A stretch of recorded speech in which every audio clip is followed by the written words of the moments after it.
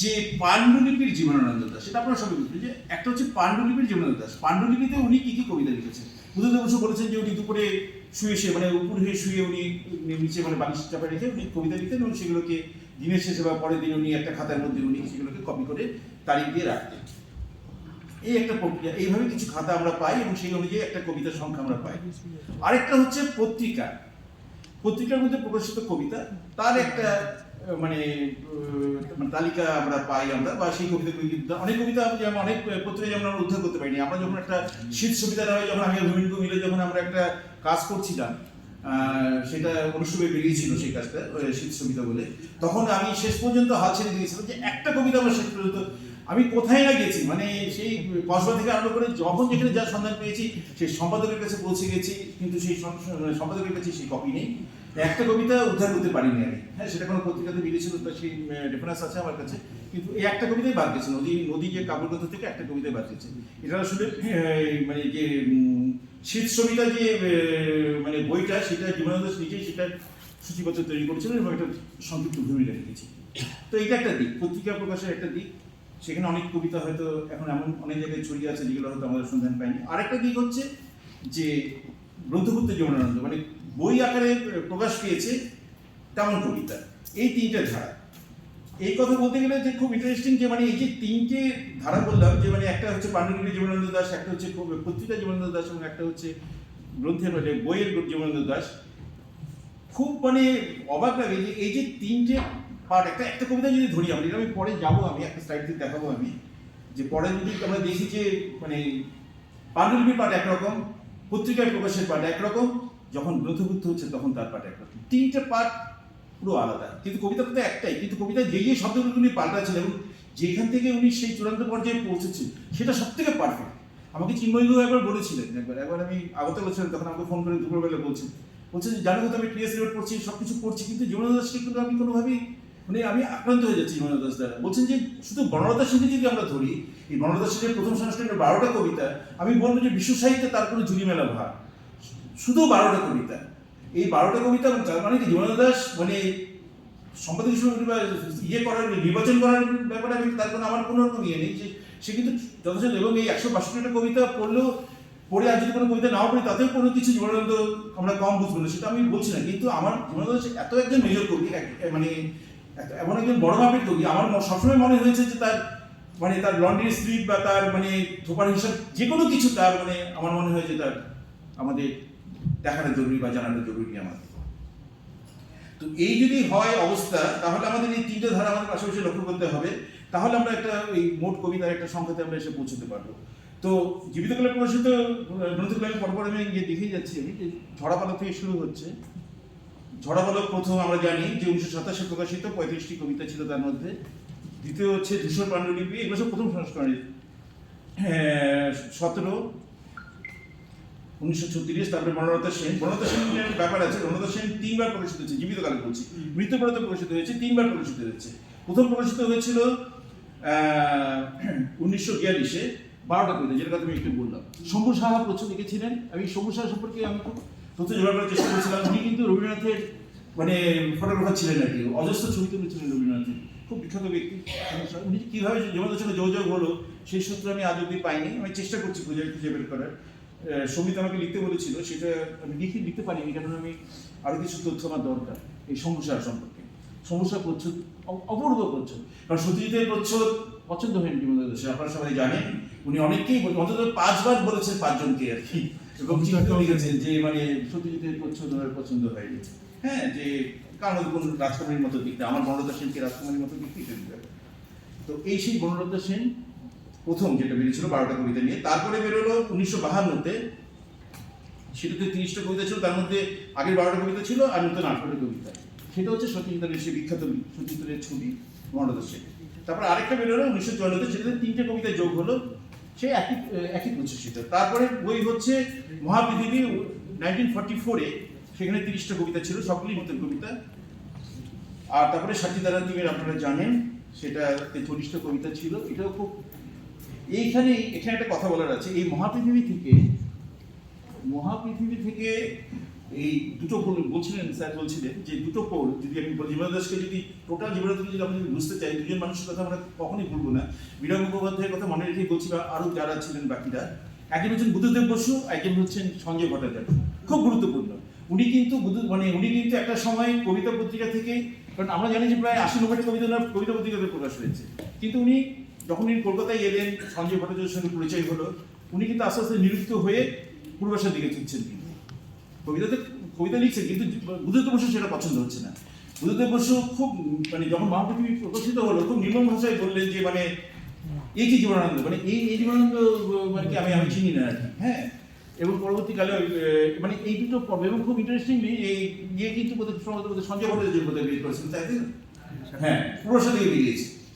তো এই যে পর্বগুলো, এই পর্বটা হচ্ছে দুটো পোল যদি বলি, ওই আগের অবধি একটা পোল, সেটা হচ্ছে, এবং সেখানে একটা তার যে ভাবনার জগৎও চেঞ্জ হচ্ছে। এখানে আমার মনে হয়েছিল এই পরবর্তীকালে কাজ করতে গিয়ে দেখছি জীবন দাস ব্যক্তি থেকে অপর হয়ে উঠছেন। এটা খুব গুরুত্বপূর্ণ। সেখানে কিন্তু এই যে বোধ কবিতার মধ্যে একটু আগে বলছিলেন যে বোধ কবিতার মধ্যে আমি তো থেকে উনি বেরিয়ে আসছেন যখন শেষের দিকে, এই পর্বে যখন আসছেন, তখন কিন্তু সেখানে নাম হয়ে যাচ্ছে।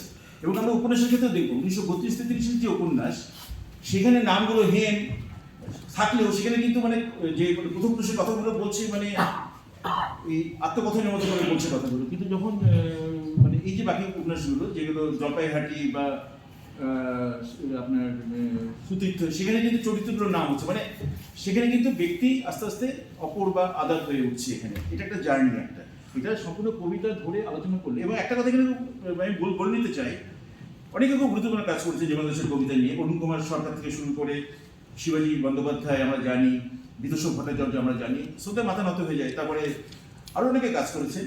কিন্তু একটা কথা এখানে বলতে হবে যে যারাই কাজ করেছেন তারা কিন্তু ওই 500-600 কবিতা নিয়েই কাজ করেছেন মূলত। দেববাবুর 500-600 কবিতার মধ্যে ছিল, 500 কবিতার মধ্যে ছিল, 600 কবিতা ছিল, তা নিয়েই কাজ করেছেন। তার টোটাল জীবনানন্দ কিন্তু 500-600 নাই, আমি ফিগারটা বলবো, শেষে বলবো আমি, সেটা নয় কিন্তু। তার একটা অন্তত তার 20% হয়তো এই সংখ্যাটা, তাহলে একটা আংশিক জীবনানন্দ। আপনারা বলবেন যে এটাই হচ্ছে প্রধান জীবনানন্দ, ওটা হচ্ছে, কে বলতে পারে কি এমন আছে সেই কবিতাগুলোর মধ্যে যেগুলো এখনো প্রকাশিতই হয়নি? আগামী কি আমরা বলতে পারি? আপনারা কি এটা বলতে পারেন যে বনলতা সেন যে খাতার মধ্যে বনলতা সেন আছে, সেই বনলতা সেনের পরের কবিতাটা পাবলিশ হলো না আজ অব্দি, সেই কবিতাটা এমন হতে পারে যে সেখানে কোনো গুরুত্বই নেই? হতে পারে, আমি বলছি না হবে না, কিন্তু এমনও তো হতে পারে যে সেটা বনলতা সেনকেও ছাপিয়ে যাবে। আমি বলছি যে একদম লজিক্যালি বলছি। ফলে আমার মনে হচ্ছে কি যে জীবনানন্দ দাশের যে মাপের যে কবি, তার সব কবিতাগুলো আগে প্রকাশ হওয়া দরকার, সমস্ত কবিতা আগে প্রকাশ হওয়া দরকার, একদম দাঁড়িয়ে তোমার সহ প্রত্যেকটা কবিতা ঠিকঠাক পাঠ, সেটা জরুরি আমার কাছে মনে হয়েছে। এখানে গিয়ে শেষে গিয়ে শ্রেষ্ঠ কবিতা গিয়ে শেষ হচ্ছে গিয়ে এটা জীবিতকালে। এরপরে উনি ওনার জীবিতকালে এই পর্যন্ত এতে 162 কবিতা লিখতে হয়। তারপরে মৃত্যুর পরে প্রথম একটু আগে বলছিলেন যে রূপসী বাংলা, কিন্তু এই রূপসী বাংলা কিন্তু সিঙ্গেল পেসের রূপসী বাংলা, প্রথম রূপসী বাংলা, আবার সেই সত্যজিৎ রায়ের প্রচ্ছদ, তারপরে হচ্ছে প্রতিক্ষণের রূপসী বাংলা। খুব অসাধারণ এই প্রথম আমরা জীবন দাসের পাণ্ডুর সঙ্গে পরিচিত হই, এতগুলো পরপর কবিতা। আমি তখন আমার বয়স তখন খুবই কম, এটা বেরিয়েছিল 83-তে, হ্যাঁ 83-তে বেরিয়েছিল। আমি তখন দিনের পর দিন রাত আমি এই বইটা পড়ে থাকতাম, প্রত্যেকেই তাই। হ্যাঁ, রণজিৎ দাস বলেছিলেন যে উনি ধূসর পাণ্ডুলিপি পড়ে উনি বাড়ি ফিরতে পারছেন না। আমাদের জীবনানন্দ পাঠ আমাদের সবারই, বিনয় মজুমদারের হয়েছে, সত্যজিৎ চট্টোপাধ্যায়ের হয়েছে, প্রত্যেকেই হয়েছে কম বেশি। একটা আমি কি বলবো যে একটা ঘোর, একটা ঘোরের মধ্যে যেন এই কবিতাগুলো পড়লে তাই মনে হয় যে একটা ঘোরের মধ্যে উনি লিখেছেন কবিতাগুলোকে, এই সেই পাণ্ডুলিপি কবিতার পাঠ। তারপরে বেলা, আপনারা সবাই জানেন, বেশি বলছি না, বেলা অবেলা কালবেলা, এগুলোর মধ্যে ছিল 39টা কবিতা। তারপরে সুদর্শন আমি পাইনি, এটা পরবর্তী সংস্করণ। তারপরে মনোবিহঙ্গ, তারপরে হে প্রেম তোমাকে, আলো পৃথিবী, তারপরে হে প্রেম তোমাকে, এটা খুব চমৎকার বই। হ্যাঁ, এটা প্রতিক্ষণে খুব চমৎকার বই। তারপরে আমাদের পর্ব শুরু হলো, এটা আমি গোবিন্দ কবিতা করেছিলাম ছায়াচ্ছে, এটাতে অনেকগুলো কবিতা ছিল, প্রায় 60টার মতো কবিতা ছিল। এটাও আমার বলতে এটা খারাপই লাগছে, কিন্তু আমি বলছি যে পরবর্তীকালে এগুলো হয় ইতিহাসের খাতিরে আনতেই হলো আর কি, না হলে আমি এগুলো আনতাম না হয়তো। তারপরে অপরিষদের 2 নম্বরটা বেরোলো, এটা আলো আধারের জার্নাল, এবং শেষ তিনি, হ্যাঁ এখানে শেষ। আরেকটা ছিল শীত সবিতা বলে একটা বই। শীত সবিতাটা আমি এখানে রাখিনি কেন? শীত সবিতাটা কিন্তু মানে কোনো কবিতা, একটা দুটো কবিতা ছাড়া আমি এই কবিতাগুলো কেন রেখেছি, যে এই কবিতাগুলো অ্যাড হচ্ছে। হ্যাঁ মানে আমি বলতে চাইছি যে এই কবিতাগুলো কি, যেমন রূপসী বাংলার 46, তারপরে বেলাওয়ালা কালবেলা 39, 40, 48, 61, 42, 61, 40, 23, 63, 114, এই যে আমার এইটার মধ্যে 1 মানে 114 কবিতা আছে। এই যে এইগুলো কিন্তু মূল ইয়ে থেকে কিন্তু অ্যাড হচ্ছে। মানে আমি কিভাবে করেছি ব্যাপারটা একটু বুঝিয়ে বলছি।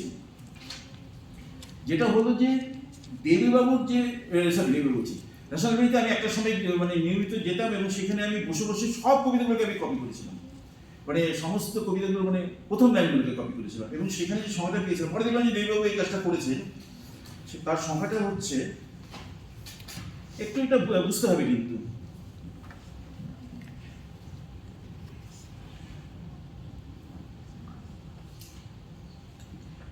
পাণ্ডুলিপিতে ছিল 2081টা কবিতা, 2081টা কবিতা ছিল পাণ্ডুলিপিতে।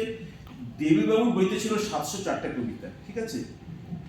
আর এখন কি হচ্ছে, দেবীবাবুর বইয়ের থেকে 704 কবিতার মধ্যে 264 কবিতা মাত্র নতুন কবিতা, বাকি কবিতাগুলো কিন্তু স্বাভাবিক ব্যাপার পাণ্ডুলিপিতেই আছে, কিন্তু পাণ্ডুলিপিগুলো শুরু হচ্ছে 1932 থেকে। এখানেই সমস্যা, 1932-এর যে আগে যে কবিতাগুলো সেগুলো নেই। বাল্য রচনা ছিল, সেগুলো আমি প্রকাশ করবো, সম্প্রতি আবার প্রকাশ হবে, বাল্য মানে 14-15টা কবিতা বাল্য রচনা, সেগুলো প্রকাশ হবে। তাছাড়া এই মানে আমি বলছি 1932-এর আগে আর কোনো কবিতা নেই, না থাকার জন্য আমরা সেগুলো কিন্তু আমাদের ওই মানে বইগুলোর উপরে নির্ভর করতে হচ্ছে বা পত্রিকার উপরে নির্ভর করতে হচ্ছে।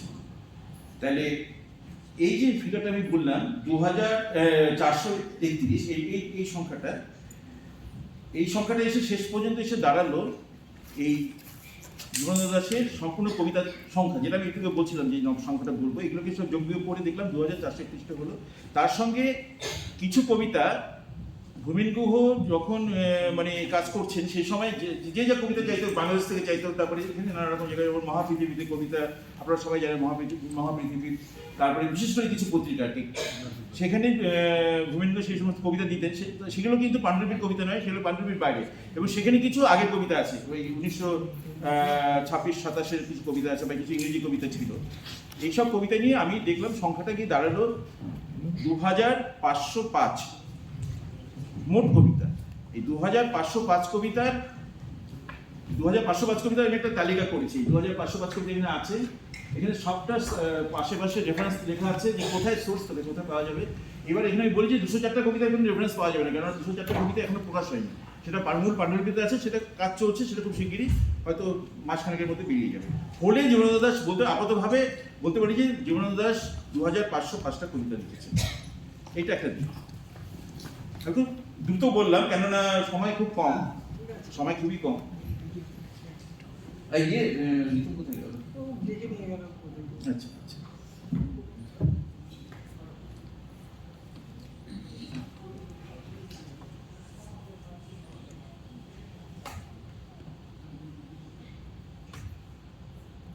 স্যার হ্যাঁ হ্যাঁ একটু এই পরের ফ্যাক্ট একটু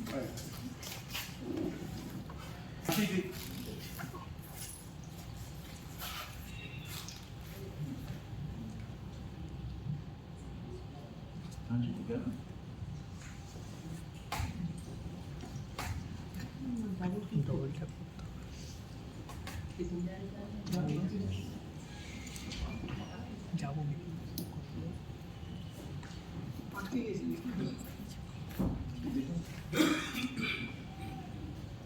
ধানসিটা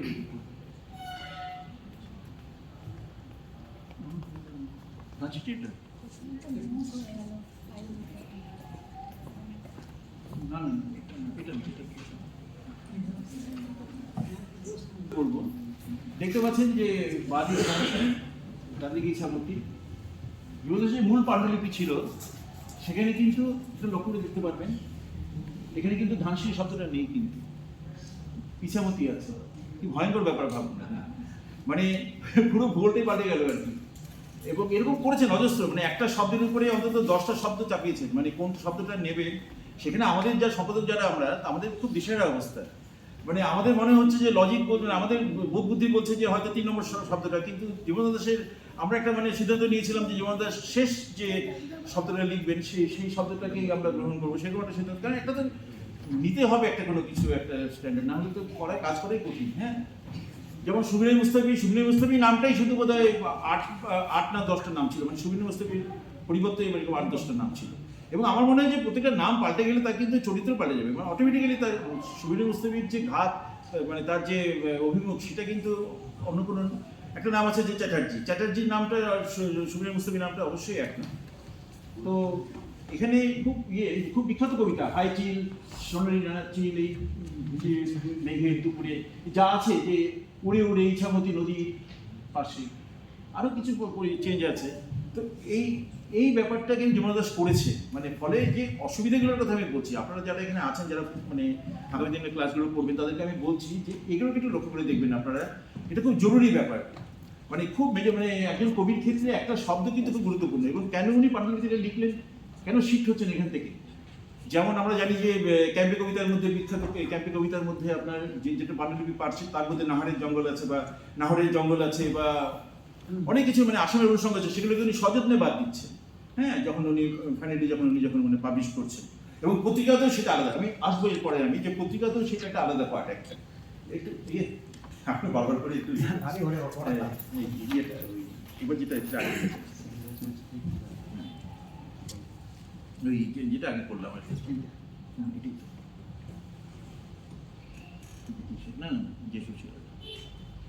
এটা আচ্ছা, এই কবিতাটা খুব ইন্টারেস্টিং কবিতা। এটা খুব বিখ্যাত কবিতা, আমারও খুব প্রিয় কবিতা। এটা আপনারা সবাই জানেন, এটা প্রায় মুখস্থ সবারই কবিতাটা কি হয়েছে দেখবো। এটা হচ্ছে পাণ্ডুলিপি, বুঝতেই পারছেন, এটা যেমন হচ্ছে হাতের লেখা, এটা হচ্ছে পাণ্ডুলিপি। এটা পড়ে দেখুন, এখানে একরকম আছে। তারপরে হচ্ছে পরিচয় পত্রিকাতে এটা বেরিয়েছিল, প্রকাশিত হয়েছিল। কি হলো,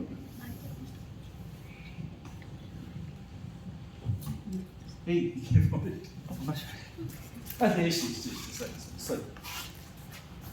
এটা হচ্ছে পত্রিকা পাঠ, পরিচয় পত্রিকাতে বেরিয়েছিল। আর শুধু দেখে যান আপনারা, কিন্তু আমি যখন লেখাটা পড়বো বুঝতে পারবেন যে তফাৎটা কি আছে। এটা গেল, এটা হচ্ছে পরিচয় পত্রিকার পাঠ। এগুলো খুঁজে সেই সময় পত্রিকা পাওয়া, পরিচয় পাওয়া, এরকম এগুলো খুঁজে জোগাড় করেছি। এরকম অনেক কবিতা আছে, আমি জাস্ট আপনাদের আজকে সময় কম বলে আমি একটা দুটোই দেখাচ্ছি। আর এটা হচ্ছে আপনার বইটি, যেটা হলো ম্যাজিকটা, এটা দারুণ ম্যাজিক হলো। দেখুন, আমি লেখাটা একটু পড়ছি। জীবনানন্দ দাশের 8 লাইনের যেইসব সেরাটা, কবিতাটিকে আমার শ্রেষ্ঠ কবিতাগুলোর মধ্যে একটি মনে হয়। আর যে কারণে মনে হয় তা একটি মাত্র শব্দের জন্য। শব্দটিকে কবিতাটির চাবিকাঠি বলা যায়। এই শব্দটি হলো নিরভিসন্ধি। আর আশ্চর্যের বিষয় হলো, মূল পাণ্ডুলিপিতে শব্দটি নেই। আমার নিরভিসন্ধি, শুনুন এই জায়গাটা, আমার নিরভিসন্ধি কেঁপে ওঠে স্নায়ুর আধারে, পরিবর্তে আছে আমারও নূতন আত্মা কাঁপিতেছে রোমহর্ষময়। কোথায় এই লাইনটা, আমারও নূতন আত্মা কাঁপিতেছে রোমহর্ষময়, এটা হচ্ছে পাণ্ডুলিপির লাইন। এছাড়া পাণ্ডুলিপির 5ম লাইনে একটি শব্দ শেয়ালের মুদ্রিত পাঠে হয়েছে হৃদযন্ত্র। আর কোনো প্রভেদ তেমন প্রায় নেই। আবার পরিচয় পত্রিকায় কি দেখি, যে নিরভিসন্ধি কাঁদিতেছে স্নায়ুর আধারে, অর্থাৎ পাণ্ডুলিপি পত্রিকা ও গ্রন্থ, এই 3টি ভিন্ন পাঠে কবি যেন একটি যাত্রা সম্পূর্ণ করলেন। কি পরিবর্তন হয়েছে দেখুন, পরিবর্তনটা কি হয়েছে, যে পাণ্ডুলিপি পাঠে আত্মা কাঁপছে, আর মুদ্রিত পাঠে নিরভিসন্ধি কাঁপছে, এবং আত্মা কাঁপছে রোমহর্ষময়, আর নিরভিসন্ধি কাঁপছে স্নায়ুর আধারে। এখানে দুটি মারাত্মক শব্দ আমদানি করলেন জীবনানন্দ দাশ।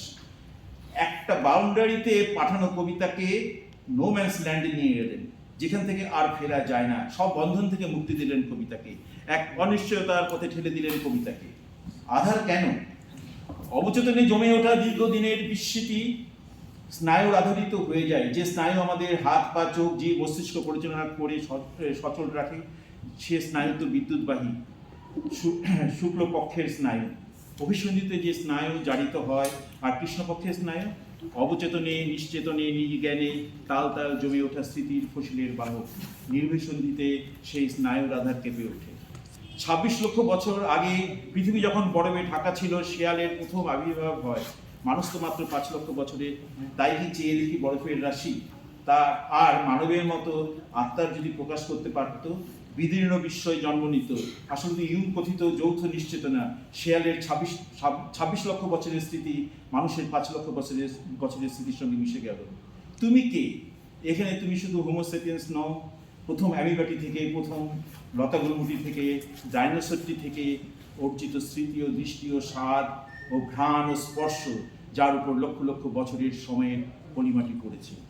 অভিসন্ধি বুঝি স্নায়ুর আলোতে, অভিসন্ধি কাঁপলে আমরা জয়মান হই, নূতন আত্মা কাঁপে রোমহর্ষময়। আর নির্ভসন্ধি স্নায়ুর আধারে কাঁপলে আসলে আমাদের লক্ষ লক্ষ বছরের সঞ্চিত অভিসন্ধি কাঁপে, যাকে আর অভিসন্ধি বলে চেনা যায় না।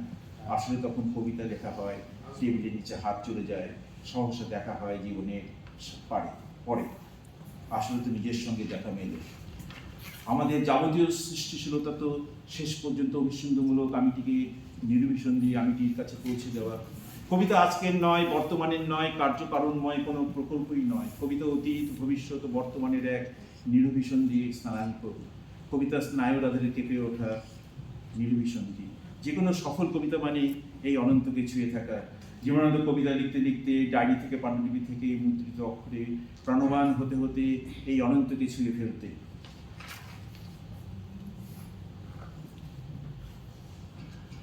আবার তোমার সংরক্ষণ এবার তোমার কি এনেছি ভুলে গেছি দেখছি। আর হয়ে গেছে, শেষ হয়ে গেছে। আর আপনাকে বেশিক্ষণ কষ্ট দেবে না। হ্যাঁ বলুন কোনটা? আচ্ছা না, ব্যাক করবো? হ্যাঁ বলুন। আবার ব্যাক। আবার দেখে কোন জায়গায়? চারটে ছিল না? জীবনানন্দ। হ্যাঁ কি কাজ আমাদের করতে, আপনার ঘুমেন গো আমাকে, দেবেশ রায়দেরকে কি কাজ করতে হয়েছে এগুলো একটু দেখলে বুঝতে পারবে। এটা তো বর্ণনা সেন আমি একটু ইয়ে করে দিয়েছি যে এটা বর্ণনা সেন, সরি। আচ্ছা দেখুন, খুব ইন্টারেস্টিং এখানে একটা ব্যাপার। জীবনানন্দ দাশ কতটা মানে সবাই বলে যে উনি উদাসীন ছিলেন, উনি নির্জন ছিলেন, উনি এই ছিলেন ওই ছিলেন, হ্যাঁ, কিন্তু কতটা মানুষটা কতটা মানে কবিতা নিয়ে ভাবতেন, মানে লেখার মধ্যে যাপন করতেন, মানে লেখা ছাড়া তার কোনো অস্তিত্ব ছিল না।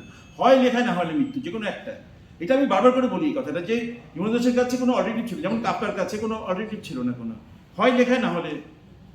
কাফকা বলেছে যে মানে লাইফ ইজ লিটারেচার, সাহিত্য ছাড়া যে যারা সাহিত্য আলোচনা করে তাদের সঙ্গে আমার ভালোই লাগে না, তাদেরকে আমি একদম তাদের থেকে মানে চলে আসার সঙ্গে। জীবনানন্দ দাশও তাই ছিলেন, প্রত্যেকটা সময় ভোরের মতো থাকে। এই কবিতার ক্ষেত্রে দেখুন আপনারা,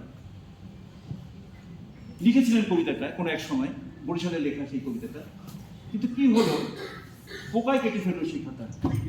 দুর্ভাগ্য, হ্যাঁ, পোকা বা যাই না কেন উইকি কিছু হবে, কেটে ফেললো। জীবনানন্দ কতটা সচেতন ছিলেন, আপনারা বলেন যে সচেতন ছিলেন না। দেখুন, যে শব্দটা উই কেটে ফেলেছে সেই শব্দটাকে উনি দেখছেন লিখছে বিদায় বলে, আবার এখানে লিখছেন তো, আর যে শব্দগুলোকে মানে আমি পোকা কেটে ফেলেছে, মানে উই কেটে ফেলেছে, সেগুলো উনি যত্ন করে সেগুলো উনি লিখেছেন, যাতে কিনা শব্দগুলো হারিয়ে না যায়। মানে একটা শব্দ, একটা অক্ষর ওনার কাছে মানে ওনার প্রাণ, ওনার কাছে একটা শব্দকে উনি হারাতে দেবেন না, মানে হারিয়ে যেতে দেবেন না।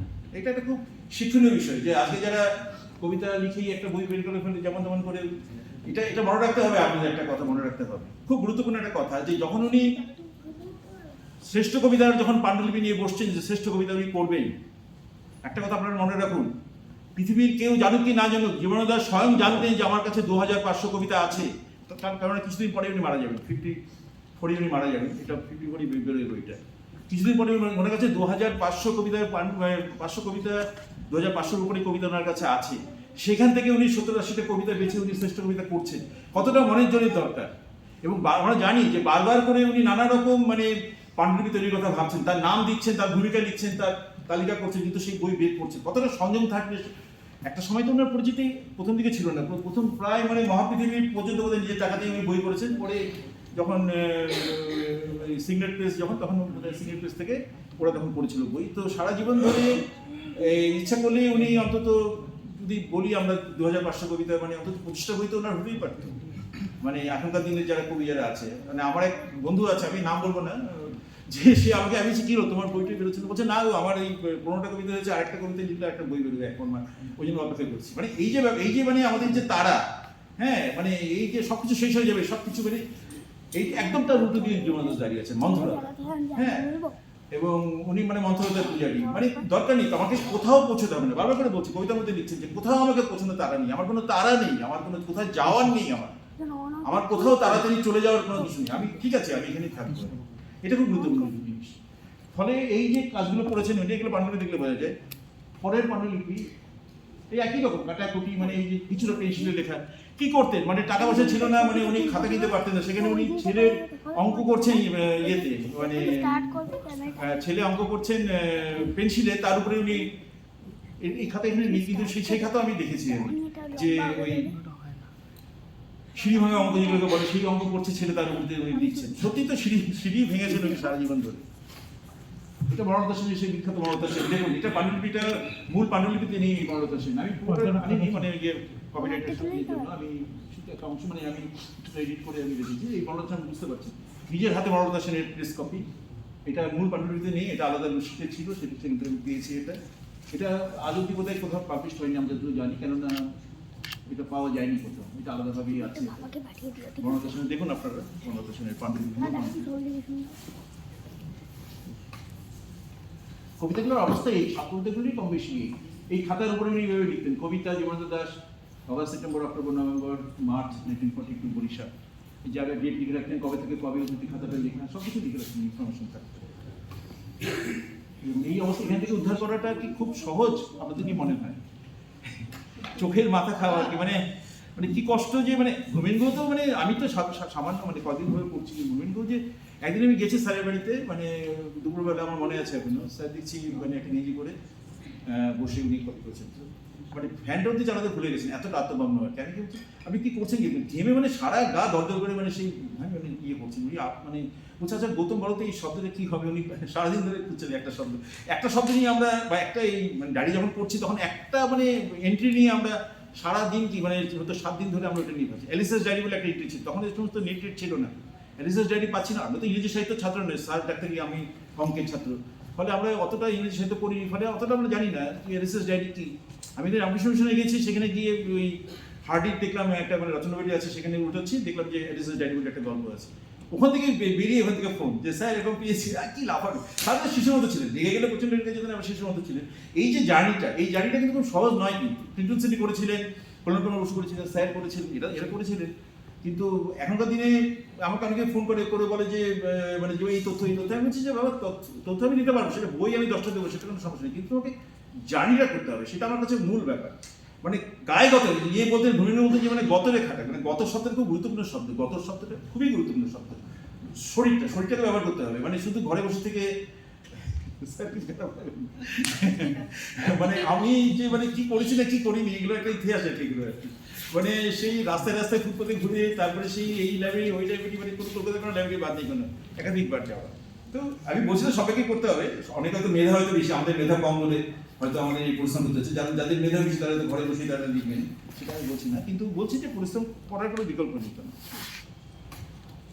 এই খাতা দিয়ে এই কবিতাগুলো এরকমই আর কি, এটাই দেখানোর জন্য আমি এনেছি কিছু কবিতা এরকম আর কি।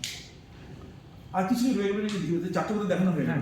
হ্যাঁ ঠিক, তাহলে আমি এখানে শেষ করছি। হ্যাঁ, সংখ্যাটা বলে দেবেন বলে। হ্যাঁ, সংখ্যাটা তো বললাম 2503 কবিতা, মানে আমি 2503-এর একটা ওই যে খাতাটা করেছি, এই এটা দেখুন এক্সেল শিটে করেছি আমি, 2 পাতা করে আছে। হ্যাঁ, এর পরে আবার ভালো করে করবো। দেখুন এই যদি দেখতে চাই দেখতে পারেন, কারো যদি ইচ্ছা দেখতে পারেন আপনারা কিভাবে করছি কাজটা, কেউ যদি কারো যদি ইচ্ছা থেকে দেখতে পারেন, দেখুন একটু সবাইকে দেখে দিই। এই যে পাশে রেফারেন্সগুলো আছে, আর যেগুলো পাইনি সেরকম কবিতা বললাম 204টা কবিতা, সেটা বেরোবে।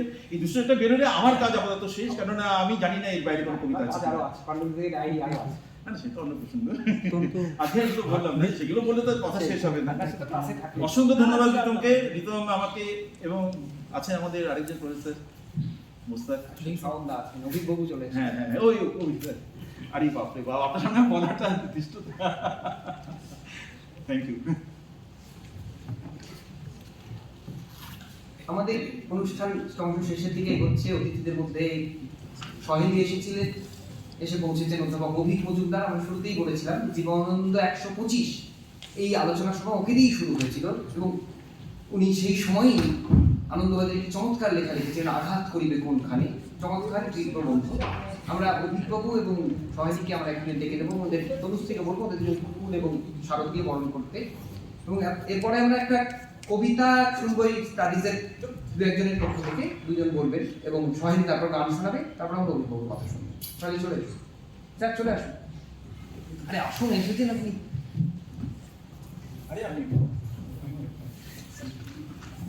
আচ্ছা, নুপুর দিয়ে একটা কবিতা বলবেন বলেছিলেন, আর আমাদের একটি ছাত্রী দুটো কবিতা একটু শোনাও, সেই ফাঁকেও সবাই তৈরি করে নিয়ে গিটারটা।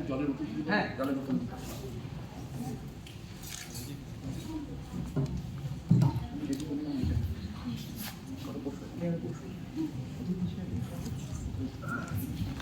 কবিতা নুপুর দি, নুপুর দি আপনার কবিতাটা আপনি বলুন।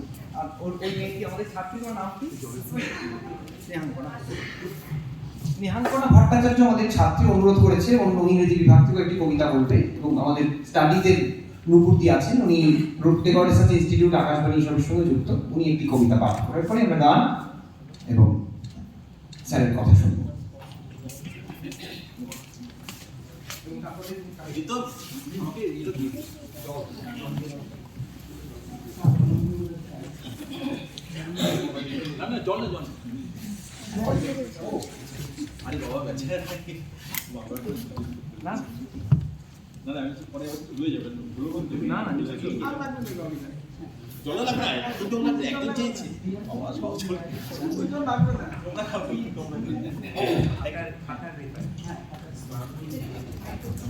হ্যালো, ঠিক আছে, গাছি তাহলে।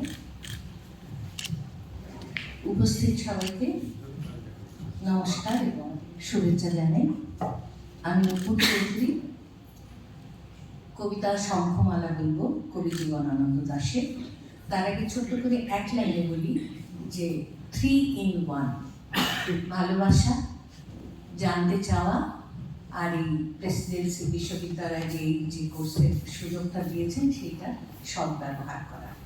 এই তিনটে নিয়ে আগ্রহ নিয়ে আমার আশা। যাচ্ছি কবিতায়। কান্তারের পথ ছেড়ে সন্ধ্যার আধারে সে কে এক নারী এসে ডাকিল আমার, বলিল তোমারই চাই, যেতে ঘরের মতো নীলাভ ও ব্যথিত তোমার দুই চোখ, খুঁজেছি নক্ষত্রে আমি কুয়াশার পাখনায়, সন্ধ্যার নদীর জলে নামে যে আলোক জোনাকির দেহ হতে, খুঁজেছি তোমার সেইখানে, ধূসর প্যাঁচার মতো ডানা মেলে অঘ্রাণের অন্ধকারে, ধান সিঁড়ি বেয়ে বেয়ে সোনার সিঁড়ির মতো ধানে আর ধানে, তোমারে খুঁজেছি আমি নির্জন প্যাঁচার মতো প্রাণী। দেখিলাম দেহটার বিমর্ষ পাখির রঙে ভরা, সন্ধ্যার আধারে ভিজে শিরিষের ডালে সেই পাখি দেয় ধরা। বাঁকা চাঁদ থাকে যার মাথার উপর, সিংহের মতন বাঁকা নীল চাঁদ শোনে যার স্বর, কড়ির মতন সাদা মুখ তার, দুইখানা হাত তার হীন, চোখে তার হিজল কাঠের রক্তিম চিতা জলে, দক্ষিণের শিয়রে মাথা শঙ্খমালা যেন পুড়ে যায় সে আগুনে হায়, চোখে তার যেন শত শতাব্দীর নীল অন্ধকার, স্তন তার করুণ শঙ্খের মতো দুধে আর্দ্র কবেকার শঙ্খিনী মালার। এই পৃথিবী একবার পায় তারে, পায় না কো আর। ধন্যবাদ।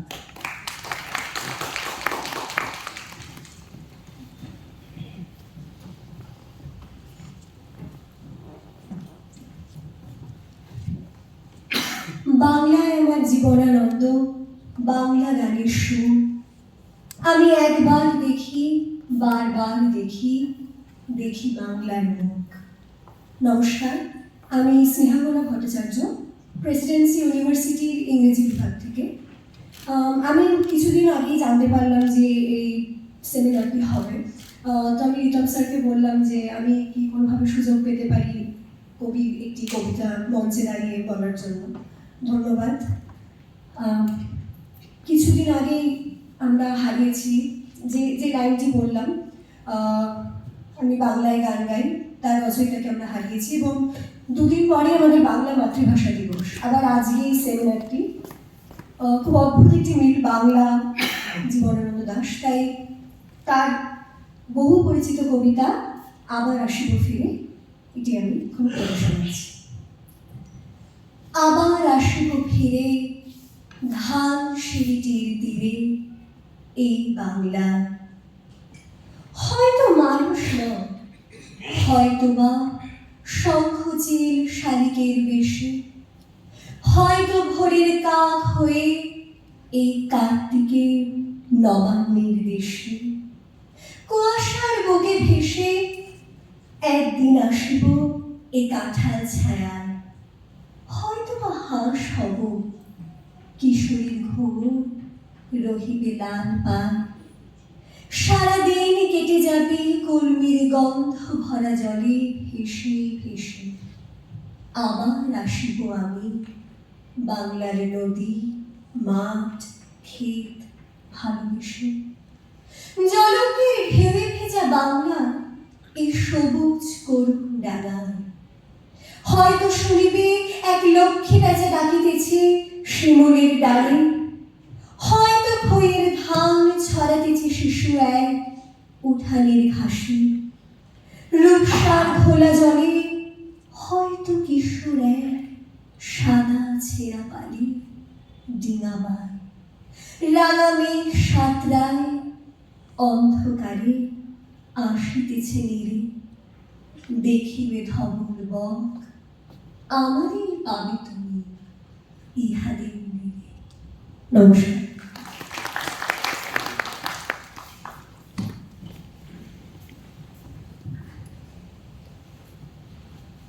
নমস্কার, আমি প্রেসিডেন্সির বাংলা বিভাগের প্রাক্তন ছাত্রী চন্দ্রিমা।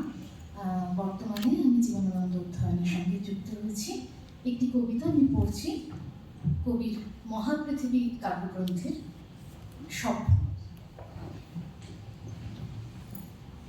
পাণ্ডুলিপি কাছে রেখে ধূসর দ্বীপের কাছে আমি নিস্তব্ধ ছিলাম বসে, শিশির পড়িতেছিল ধীরে ধীরে খসে, নিমের শাখার থেকে একাকিতম কে পাখি নামি উড়ে গেল কুয়াশায়, কুয়াশার থেকে দূর কুয়াশায় আরো, তাহারে পাখার হাওয়া প্রদীপ নিভাই গেল বুঝি, অন্ধকার হাতড়ায় ধীরে ধীরে দেশলাই খুঁজি, যখন জ্বালিব আলো কার মুখ দেখা যাবে বলিতে কি পারো, কার মুখ আমলকি শাখার পিছনে শিঙের মতো বাঁকা নীল চাঁদ একদিন দেখেছিল তাহা, এ ধূসর পাণ্ডুলিপি একদিন দেখেছিল, আহা সে মুখ ধূসরতম আজ এই পৃথিবীর মনে। তবু এই পৃথিবীর সব আলো একদিন নিভে গেলে পরে পৃথিবীর সব গল্প একদিন ফুরাবে যখন, মানুষ রবে না আর, রবে শুধু মানুষের স্বপ্ন তখন, সেই মুখ আর আমি রব সেই স্বপ্নের ভিতরে। নমস্কার।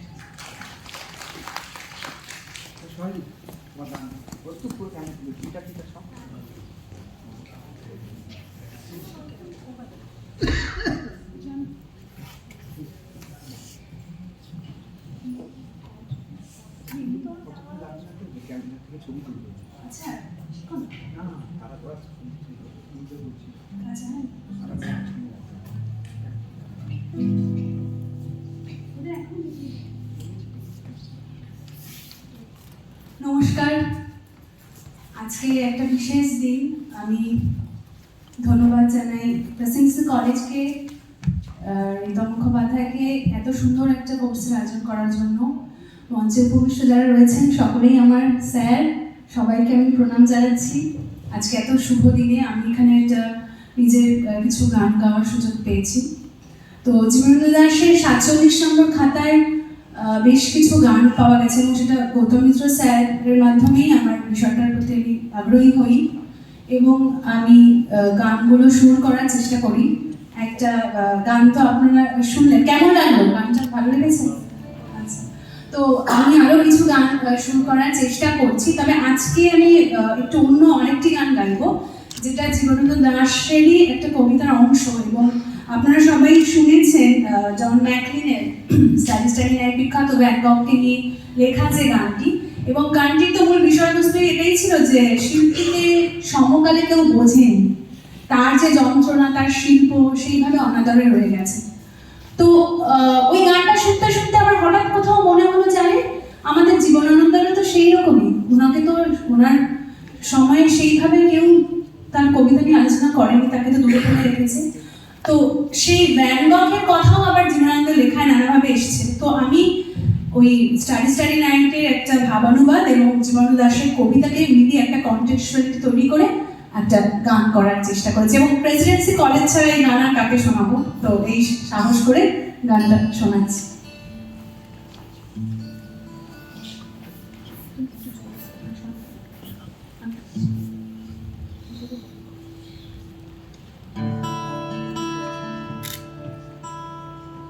তারা তারা নীল ধূসর মেঘা রঙে মন রং নেশা, আলো ঝলমল এক মন পাহাড়ি ছায়ায়, ফুলের উপর তাকায় ঠান্ডা বরফ হাওয়ায়, দুধ সাদা হিরেনের দেশ বুঝেছি এখন, বুঝেছি এখন কি চেয়েছিল সে বলতে, গভীরতার কষ্ট চেয়েছিল মুক্তি পেতে, বুঝেছি এখন, বুঝেছি এখন কি চেয়েছিল সে বলতে, গভীরতার কষ্ট চেয়েছিল মুক্তি পেতে, তোমায় কেউ বোঝেনি, আজও কি বোঝে, আজও কি বোঝে, তোমায় কেউ বোঝেনি, আজও কি বোঝে, আজও কি বোঝে। তারা তারা তারা তারা নীল ধূসর মেঘা রঙে মন রং নেশা, আলো ঝলমল এক মন,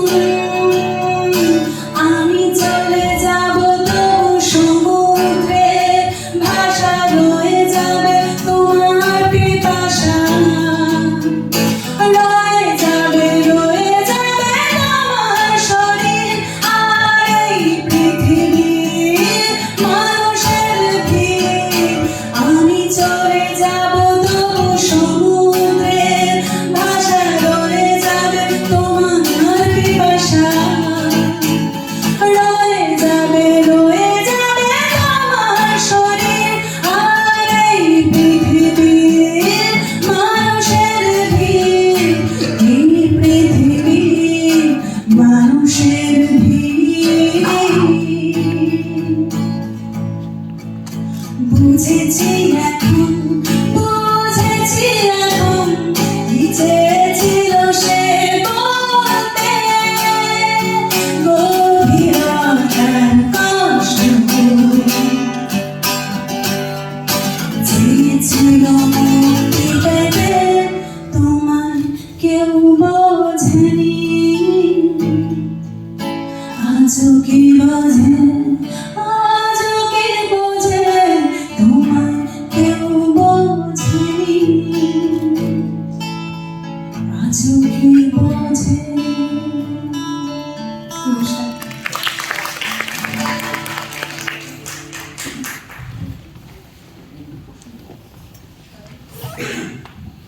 আমাদের এই আলোচনা সভার ক্ষেত্রে আমরা বলেছিলাম যে কিছু কিছু বার্তা আমরা পেয়েছি, তার মধ্যে একটি বার্তা আমরা শুনিয়েছি, যে বার্তাটি আমাদের ভিডিও বার্তা দেবীপ্রসাদ বন্দ্যোপাধ্যায়, আমরা শুরুতেই সেটা শুনে নিয়েছি। কবি সুবোধ সরকার একাডেমিতে কালকে বক্তৃতা আছে, তিনি একটা ছোট্ট অডিও বার্তা পাঠিয়েছেন এবং উনি একদিন ক্লাস নেবেন বলেছেন, সেটা আমরা একটু শুনে নিই ওর বক্তব্য এই কোর্সটি সম্পর্কে।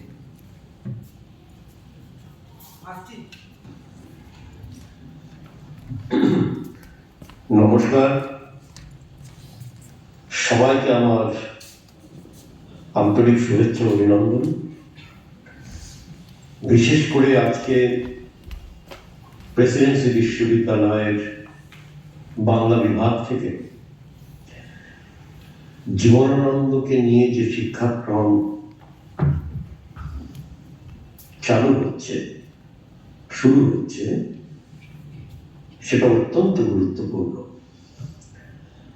জীবনানন্দ দাশ এমন একজন কবি যিনি রবীন্দ্রনাথের পরে বাঙালির সমাজে, বাঙালির চেতনায়, বাঙালির অবচেতনে একটা বিরাট জায়গা করে নিয়েছেন কবি হিসেবে। আপনারা সকলেই জানেন জীবদ্দশায় তাকে অনেক ঘাত প্রতিঘাতের মধ্যে দিয়ে চলতে হয়েছে। সে সমস্ত কবিকেই চলতে হয়, সারা পৃথিবীতে এই একই অবস্থা দেখেছি, কিন্তু জীবনানন্দ দাশের ক্ষেত্রে এটা আরো দুঃখের, আরো কষ্টের, যেন এক গভীরতর অসুখের সন্ধান তিনি দিতে চেয়েছেন সারা জীবন ধরে, অথচ নিজের অসুখটা কখনোই সারাতে পারেননি। সেই অসুখ কারো কারো চোখে বিষণ্ণতা, কিন্তু বিষণ্ণতার সৌন্দর্য আছে ঠিকই, কিন্তু বিষণ্ণতার পেছনেও থাকে শুধু ব্যক্তি জীবন নয়, থাকে একটা বিরাট সমাজ। জীবনানন্দ দাশকে নিয়ে এই যে ক্লাসের ব্যবস্থা, শিক্ষাক্রমের ব্যবস্থা, এখানে অনেকে উদ্যোগী হয়েছেন, অনেকে বাইরে থেকে পড়তে এসেছেন, পড়বেন এবং তারা জীবনানন্দকে আবার নতুন করে আবিষ্কার করবেন। জীবনানন্দকে আবিষ্কার করার অনেক দিক রয়েছে এখনো, আমরা সেগুলোর দিকে আস্তে আস্তে পৌঁছতে পারব। একজন কবির জীবন, একজন কবির কবিতা, একজন প্রকৃত কবির দর্শন কিরকম ভাবে সমাজের ভেতর থেকে উঠে আসে, সেটাই হয়তো আমরা পরতে পরতে আবিষ্কার করব। আমি এই শিক্ষাক্রমকে, প্রেসিডেন্সি বিশ্ববিদ্যালয়ের বাংলা বিভাগের এই আয়োজনকে সম্পূর্ণভাবে স্বাগত জানাচ্ছি। বিদেশে যেরকম একজন কবিকে কেন্দ্র করে কোনো একটি বিশ্ববিদ্যালয়ে কোনো একটি শিক্ষাক্রম বা একটি নিয়মিত ক্লাস ঘরের ব্যবস্থা থাকে, ঠিক এখানেও অনেকটা সেই রকম ভাবে উঠে আসবেন জীবনানন্দ দাশকে নিয়ে নতুন চিন্তা ভাবনা। এই পরিকল্পনার পেছনে বাংলা বিভাগের ভূমিকা তো রয়েছে, তাছাড়া অবশ্যই তরুণ অধ্যাপক এবং গবেষক, লেখক এবং কবি, অনুবাদক ঋতম মুখোপাধ্যায়কে আমি অভিনন্দন জানাই। তার এইরকম ভূমিকাকে আমি প্রশংসা করি এবং অবশ্যই প্রশংসা করছি প্রেসিডেন্সি বিশ্ববিদ্যালয়ের বাংলা বিভাগের সমস্ত অধ্যাপক এবং ছাত্রছাত্রী এবং গবেষক যারা আছেন, তাদের সবার যদি এগিয়ে না আসতেন, এত সুন্দর একটা পরিকল্পনা হয়তো বাস্তবায়িত হতো না। সবাইকে আমার নমস্কার, আমার অভিনন্দন, আমার ভালোবাসা। আমরা ধন্যবাদ জানাই কবি সুবোধ সরকারকে এবং আশা করব তিনিও একদিন একটা ক্লাস এখানে নেবেন। আমরা পেয়েছি কবি এবং সমালোচক অভিক মজুমদারকে। পেশাগতভাবে তিনি অধ্যাপক, যাদবপুর বিশ্ববিদ্যালয়ের তুলনামূলক বিভাগ। স্যারকে আমরা বলবো তার বক্তব্য এই বিষয়ে আজকের এই কোর্সটির উদ্বোধন সম্পর্কে। এবং ক্লাসে তো পাবোই, আর এখানে যাদের দেখছেন সবাইকেই আপনারা ক্লাসে পাবেন, এবং তারপর আমরা একটা ছোট সাক্ষাৎকার শুনবো নাটক নিয়ে, তাই দিয়ে আমাদের শেষ হবে।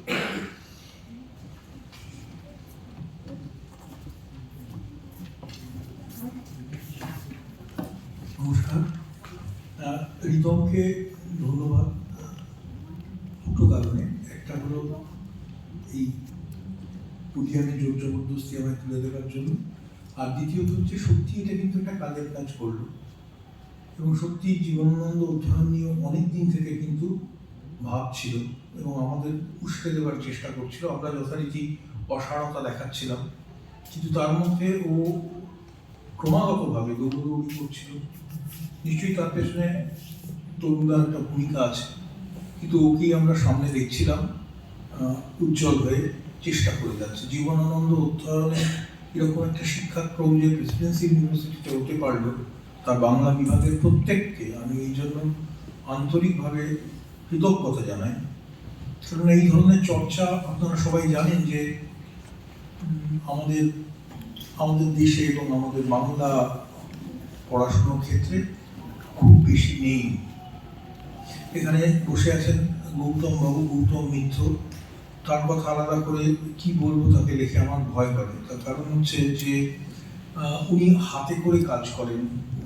মানে জীবনানন্দ, আমি ভূমেন্দ্র গুহ মশাইয়ের সঙ্গে আমার কিঞ্চিত পরিচয় ছিল। আমার মাস্টারমশাই শঙ্খ ঘোষ, তার বাড়িতে ভূমেন্দ্র গুহ আসতেন। এই দুজনের কথাবার্তা এবং দুজনের নানা গবেষণার আলোচনা আমি স্বাভাবিকভাবেই থাকে না কিছু লোক যারা উৎকর্ণ হয়ে শোনে, আমি সেরকম শুনতাম আর ভাবতাম। আর গৌতমবাবু তার বইগুলো, জীবনানন্দ বিষয়ে যে বইগুলো, সেগুলো পড়ে মনে হয় যে সত্যি আমরা কত অল্প জানতাম, এখনো কত অল্প জানি। এদের মতো মানুষরা আছেন বলে আমাদের এই জানাটা ফুরায় না। আমার অন্য একটা কথা বারবারই মনে হয়, সেটা হলো যে সে কথাটা তো আকার ইঙ্গিতে এখানে হয়েওছে। দেখুন, জীবৎকালে জীবনানন্দের কবিতা বিষয়ে খুব ভালো কথা তো বলা হচ্ছিল না। এমনকি যে বুদ্ধদেব বসু তাকে প্রাথমিক যুগে খুবই সমর্থন এবং এক ধরনের প্রশংসা করেছিলেন, তিনিও কিছুদিন পর জীবনানন্দের গতি প্রকৃতি সম্পর্কে একটু সন্দিহান হয়ে ওঠে। অন্যান্য কবিরা তো বেশ আক্রমণাত্মক ছিলেন, তার পরবর্তী কবিরাও তার প্রতি যে খুব অনুরক্ত এরকম মনে হচ্ছিল, এবং তারা সামনেই বা লিখিত আকারেই নানা রকম কটূক্তি করতেন। দুঃখের বিষয় হলো যে আজ এই জীবনানন্দ 2025 সাল, অন্য তার সময়ে যারা অপমান করতেন তারা কিন্তু কেউ জীবিত নেই। জীবিত কবি যদি কেউ থেকে থাকেন তিনি জীবনানন্দই। এবং আমাদের জীবনানন্দ চর্চা শুধু এই ক্ষেত্রেই বলছি না, প্রত্যেক বছর পত্রিকায় বলুন, নানা ধরনের লিটল ম্যাগে বলুন, নানা ধরনের গ্রন্থ হিসেবে বলুন, জীবনানন্দের লেখাপত্র, সৃষ্টিশীল ভুবন নিয়ে আলোচনার পর আলোচনা আজও বেরিয়ে চলেছে। আজও কিন্তু আমরা তাকে পুরোপুরি পরায়ত্ত করতে পারিনি। আমি জিজ্ঞাসা করতে চাই, এবং আমার একটা ভেতরে একটা সন্ধান চলে, ঠিক কি কারণে এটা ঘটে। একটা পাঠ এবং একটা বহুস্বরিক, বহুস্বর তৈরি করবার ক্ষমতা জীবনানন্দের ছিল, আজকে সেটা প্রমাণিত। একটা পাঠ একটাই পাঠ নয়, তা বহু পাঠ, এবং নানা দিক থেকে আলো ফেলে একজনের লেখাকে দেখা যায়, এবং তিনি ক্রমাগতভাবে প্রাসঙ্গিক হয়ে ওঠেন, সমকালীন হয়ে ওঠেন। সমকালীন নানা সংকটে আমরা বুঝতে পারি ব্যক্তিগত সংকট মানে ব্যক্তি মানুষের সংকট, এবং সামাজিক সংকট যদি ধরি রাজনৈতিক সংকট যদি ধরি, জীবনানন্দের সঙ্গে আমাদের অনবরত কথোপকথন চলতে থাকে। কি সেই রহস্য? এই রহস্যটাকে বোঝা নিশ্চয়ই যাবে না, কিন্তু এই রহস্যের দিকে একটু যাত্রা যদি করা যায়, এক্ষুনি সহেলি বলে গেলেন যে তার খাতায়, এটা জীবনানন্দের সমগ্র গ্রন্থ রয়েছে, বেশ কিছু গান পাওয়া গেছে। আমি শুধু ভেবে দেখতে বলবো, এটা বলি আমি শেষ করবো, যে গান জিনিসটা আর কবিতা জিনিসটার মধ্যে একটা পার্থক্য তৈরি হয়ে যায় সুরের কারণে। আমরা যারা মার্গসঙ্গীত, সেটা এদেশীয় হোক বা পাশ্চাত্যের হোক, মার্গসঙ্গীতে এক ধরনের বিমূর্ততা তৈরি হয়। মার্গসঙ্গীত শুনি যখন আমরা, আমাদের মাথা কিন্তু স্থির হয়ে থাকে না, আমাদের মনের মধ্যে নানা ইমেজ তৈরি হয়, আমাদের মনের মধ্যে নানা ধরনের অনুভূতি তৈরি হয়। খুব সম্প্রতি মার্গসঙ্গীত এবং সমকালীন সংকট নিয়ে একটা দীর্ঘ কথোপকথনে অংশ নিয়েছেন এডওয়ার্ড সাইদ। এডওয়ার্ড সাইদ এই কথাটা বলেছেন যে বারবার এই মার্গসঙ্গীত আমাদের বিমূর্ততার দিকে কিভাবে নিয়ে যায়। আমি বলতে চাইবো যে জীবনানন্দ আমাদের বিমূর্ততার দিকে নিয়ে যেতেন। সেই বিমূর্ততার সন্ধান আজও আমাদের শেষ হয়নি, কোনোদিন হবে বলে মনে হয় না। সেই বিমূর্ততার সন্ধানটা চলতেই থাকবে, আর সেই বিমূর্ততার স্বাদ পাবো বলেই আমাদের জীবনানন্দের কাছে বারবার ফিরে আসতে হবে। এই অধ্যয়ন চর্চা সেই বিমূর্ততার সন্ধান বলে আমি মনে করি। এই চর্চার সঙ্গে যুক্ত হতে পেরে আমি সত্যিই নিজেকে খুবই ভাগ্যবান বলে মনে করছি। এরকম একজন আন্তর্জাতিক কবি এবং এরকম একজন সময়কে হারিয়ে দেওয়া কবিদের সমস্যা হয়ে যায় এই যে তাদের কবিতা না সময়ের সঙ্গে সঙ্গে ধার্য হয়ে যায়, সময়কে পেছনে ফেলে তারা অনেক সময় এগিয়ে যেতে পারেন। খুব বড় কবিরা, আমরা জানি রবীন্দ্রনাথের অভিজ্ঞতা আমাদের খানিকটা আছে, আর বিশ্বকবিদের কথা তো আছেই। শ্রেষ্ঠ কবিতার ভূমিকায় জীবনানন্দ সেই দিকে কিছু ইঙ্গিত করেছে। আমার বক্তব্য একটাই, সেটা হলো এই বারবার সময়কে পেছনে ফেলে দেওয়া কবি হিসেবে জীবনানন্দকে পড়তে হবে, বুঝতে হবে এবং তাকে ছুঁতে হবে। জ্যোতি তিমির গত প্রায় 7-10 দিন ধরে আমি পড়ে চলেছি। আমার মানে যা ধারণা সেটাই দৃঢ় হচ্ছে। ধন্যবাদ, নমস্কার।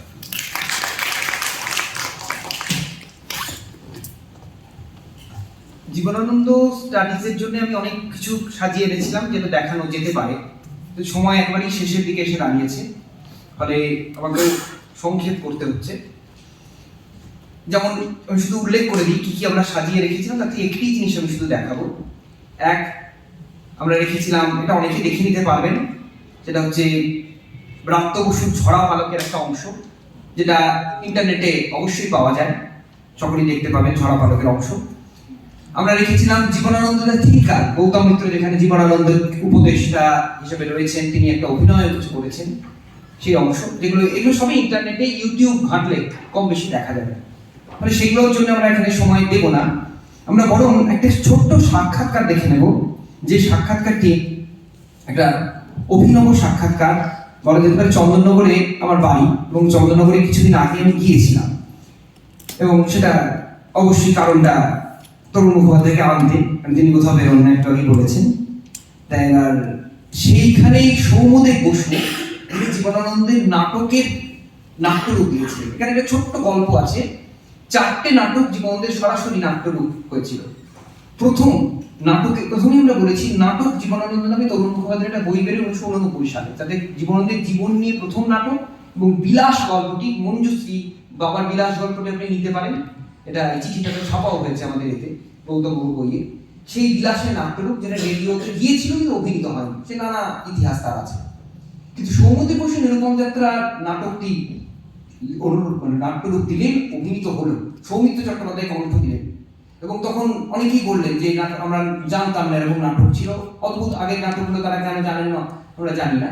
এবং আরো পরে মাল্যবান এবং সুভাষিস গঙ্গোপাধ্যায় দিলেন, এবং অর্পিতা ঘোষ কারো বাসনার রূপ দিলেন, এবং তখনও তথ্যগতভাবে এই দুটো নাটক আবার ভুলে যাওয়া হলো, গল্পের নাট্যরূপ। কিন্তু আমরা যখন একটা চর্চা কেন্দ্র করে তুলছি, একটা অধ্যয়ন করে তুলছি, গবেষণা কেন্দ্র করে তুলবো, তখন কিন্তু আমরা সেখানে এই তথ্যগুলোকে খেয়াল রাখবো। সেই সৌমদেব বসুর একটা ছোট্ট সাক্ষাৎকার আমি নিয়েছিলাম ফ্রেঞ্চ ইনস্টিটিউটে দাঁড়িয়ে, সেখানে উনি কিছু কথা বলেছিলেন, এবং সৌমদেব বসু একদিন আসলেন হয়তো, আর শুনুন। আজকে আমাদের যে একটা সংক্ষিপ্ত আলাপ চালিকা তার বিষয় জীবনানন্দ দাশ। সাউন্ডটা তার সাউন্ডটা আর পারবো না। এবং অধ্যাপক হিসেবে নয়, বিশেষ যে ভ্যালুয়েবল কোর্স জীবনানন্দ স্টাডি বা জীবনানন্দ অধ্যয়ন, যা আগামী 19 ফেব্রুয়ারি বা 6 ফাল্গুন কবির 126তম জন্মদিনে শুরু হবে বা উদ্বোধন হবে, তার পক্ষ থেকে আজকে শ্রী সৌম্যদেব বসু বিশিষ্ট বাচিক শিল্পী, অভিনেতা এবং একজন নাটককার তার কাছে এসেছেন এবং তার একটা তাৎপর্য আছে। আপনার কাছে আমার আজকে যেটা জেনে নেওয়া যে আপনি জীবনানন্দের একটি বিশেষ গল্প বিখ্যাত গল্প নিরুপমা নাট্যরূপ দিয়েছিলেন এবং পরবর্তীকালে তার বেতার নাটক হিসেবে অভিনীত হন। এবং জীবনানন্দের ছোট গল্পের নাট্যরূপ আমরা সেই অর্থে মাত্র দুটি দিয়েছি, তরুণ মুখোপাধ্যায় বিলাস এবং সৌম্যদেব বসু নিরুপমা। প্রথমটি অভিনীত হয়নি, কিন্তু এটি খুব সমারোহে অভিনীত হয়েছে। এই সম্পর্কে আপনি আপনার সংক্ষিপ্ত ভাবনা বলেন, কেন দিলেন, কিভাবে করবেন? এখন এই ব্যাপারটা হচ্ছে কি, তুমি যেটা জিজ্ঞেস করছো সেটা তুমি করছো সম্ভবত যে তোমার একাডেমিক পার্ট থেকে, দিক থেকে। আমি সেটাকে কিন্তু নিয়ে ফেলবো আমার নাটকে, কারণ আমি ভাই নাটকের লোক। মোটামুটি আমি নিজেও বিশ্বাস করো দ্রুত বোধ করছি, তার কারণ আমি জীবনানন্দ পড়তে ভাবিনি যে এনার কোনো গল্পের আমি নাট্যরূপ দিয়ে ফেলবো, কিন্তু দিয়ে আমি পেয়েছি। এবং অনেকে একটু গল্পটা বলি, বলুন আমাকে প্রথম এই ব্যাপারটা যখন আমি করে ফেললাম এবং আমি পড়তে গিয়ে দেখলাম হ্যাঁ একটা তো ব্যাপারটা হয়ে গেছে, কি করে করেছি জানি না। ওই যে সৃষ্টি আর নির্মাণ বলে দুটো শব্দ আছে, আমি একটু একাডেমিক দিকে যাচ্ছি, সেরকম না জেনে আমি একটা কিছু করে ফেলেছি যে এটা আমি বুঝতে পারলাম। এবারে আমাকে এই ব্যাপারে বর্ধমান ইউনিভার্সিটি তখন যিনি টিম ছিলেন সমিতা চক্রবর্তী, তাকে আমি পড়াতে সুবিধা দিয়ে আমি বললেন আপনি আমার বাড়িতে আসুন। সুবিধাজি সেটা শুনে খুব ভালো হয়েছে, আমি উৎসাহিত হলাম। আকাশবাণী কিন্তু ততক্ষণে আমার নাটক নিয়ে গিয়েছে, আমি যখন তাদের দিয়েছি তারা আমি জানি জীবনানন্দের উপর নাটক হয়নি। আমার মনে মনে খুব হয়ে গেছে। আমি এবার করলাম কি, সমিতা চক্রবর্তীর কাছ থেকে আর একজনের কাছে যাওয়ার আমার বাসনা, তিনি হচ্ছেন জীবনানন্দের এবারে আমার একা যাওয়ার সাহস নেই, বুঝতেই পারছো। আমি একাডেমিক নাটকের লোক, যার কাছে যাচ্ছি তিনি একবারে জীবনানন্দকে দেখে আমাদের সামনে হাজির করেছি এরকম একটা মানুষ। যাই হোক, আমি কি করি সৌমিত্র বসুকে নাট্য জগতের মানুষ দুদিকে মিল হয়েছে। ওকে নিয়ে গিয়ে একদিন বেশ মজার গল্প হয়েছিল, সেটা এখানে এতটা ছোট জায়গা মধ্যে সেটা মজার গল্প বলছি। তবে এটা হলো ব্যাপার যে আমার পড়াটা শেষ হওয়ার পর উনি বললেন প্রথমে যে দেখুন আমার কিন্তু একটা ছোট পত্রিকা আছে, তাতে কিন্তু এই নাটকটা আপনি কাউকে দিয়ে দেবেন, আমি সেখানে একটু যেন ছাপতে চাই। আমি বুঝতে পারলাম পাওয়া পেয়েছি, হ্যাঁ 1 নম্বর 2 নম্বর না, কিন্তু আমার সাহস বেড়েই যাচ্ছে। আমি ফোন করে ফেললাম এবং অনেক চেষ্টা করি, কারণ যার সঙ্গে কথা বলছি তার কথা আমি কি বলছি শুনতে পাচ্ছি হবে না, সেরকম সম্ভব তাই। তার সঙ্গে আমি একটা ডেট করলাম এবং এরা সবাই কিন্তু একটা ব্যাপার বলেছেন, জীবনানন্দ নাটক এইরকম ভাবে নিজের মতো করে করেছেন।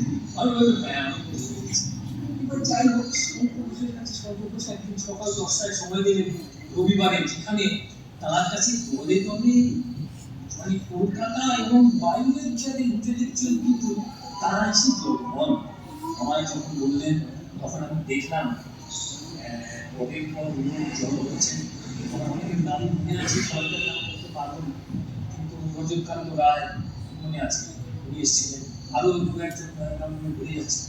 এমনি তাদের ইশারায় বলছিলেন হ্যাঁ বসুন একটা নাম বলছি। ধ্যান দিয়ে শোনার পর শেষ করে বললেন বলেছে এই কথা আমি ফোনে বলে ফেললাম সঙ্গে সঙ্গে আমার বন্ধু সৌমিত্র বসুর স্ত্রী, যে নাটকের মেয়ে এবং একাডেমিক তার দিয়ে আছে। তুমি হ্যাঁ তোকে স্ক্যান করছি সুন্দর যে হয়েছে ব্যাস তুই একটু যা আমার কিছু জমা দিয়ে আর কিছু করতে হবে না তা আমার বুঝতেই পারছো এই 3টে হয়ে যাওয়ার পর আকাশবাণীকে না বলা আখরি বলতে চলে যায় না এবারে আকাশবাণীও আমাকে একটা ভীষণ রকম হবে পুরস্কার সেটা হচ্ছে যেটা আগে হয়ে থাকে আমরাও জানি একটু কাব্যনাটক বা অন্য রকমের একটু নাটক থাকলে সেটা ভাগ এসে পড়তো শ্যামলদার বুঝলে তো? এবং শ্যামলদা বহুমুখী কিছু ছেলে মেয়ে সঙ্গে শ্যামল ঘোষ শ্যামল ঘোষ মানে আমাদের দুজনকে মানে আমি এবং অঙ্গনা আমাদের দুজনকে নিশ্চয়ই রাখতেন তার সঙ্গে বহুমুখী ছেলে মেয়েদের মিলে একটু অন্যরকম নাটক হতো তা আমাকে দেখে শ্যামলদা বললেন আরে হচ্ছে আমি বললাম হ্যাঁ শ্যামলদা হচ্ছে তো তোমার তাকে মনে হয় আমি মাথা ঠুকেছি মানে হ্যাঁ আমি বুঝেছি তুমি যাকে ভাবছো আমিও তাকেই ভাবছি আমি কিন্তু আমার কতদিন ভাবতে আছে আর বেশি যদি ব্যাপারটা আশ্চর্য লাগে এটা আমি দেখেছি অনেকদিন আগে এইসব প্রসেসিং গুলো চলতে চলতে আমার ভেতরে একদিন কি মনে হয়েছিল উফ এই কথা যদি সৌমিত্র আমি তো না ওনাকে ডাইরেক্ট ফোন করে গেছি সৌমিত্র চট্টোপাধ্যায় আমি ফোন ধরলেন বললেন জীবন